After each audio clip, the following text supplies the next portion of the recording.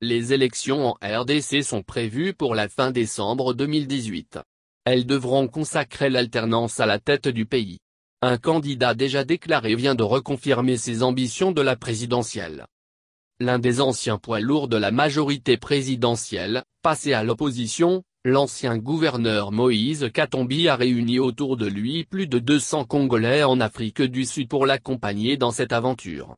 Au-delà des affaires judiciaires souvent évoquées comme pouvant entraver la candidature à la présidentielle de l'ancien gouverneur de l'ex-Katanga, le porte-parole de la majorité parle d'une double nationalité. Je constate qu'il se prépare aux élections. Alain André Atindu a fait cette déclaration ce lundi au téléphone.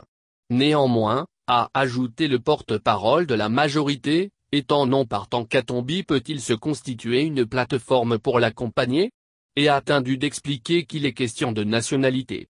Une entité italienne aurait démontré avec preuve que l'ancien gouverneur détient la nationalité italienne. Donc inéligible au regard de la loi congolaise qui ne reconnaît qu'une seule nationalité. Moïse Katumbi sera bel et bien candidat à la présidentielle, rétorquent les membres de Ensemble, le nouveau mouvement qui entend accompagner l'ancien gouverneur. Pour eux, il n'y a pas d'équivoque possible, leur candidat est né au Congo, il a grandi au Congo, on ne lui connaît pas une autre nationalité que la nationalité congolaise. Après des affaires cousues de fil blanc, mercenaires présumés et spoliation d'immeubles explique un partisan de l'ancien gouverneur, la majorité brandit ce nouvel argument parce qu'elle a peur du candidat Katumbi. Un autre pose la question de savoir si la nationalité de Katumbi a changé depuis qu'il a quitté le parti présidentiel.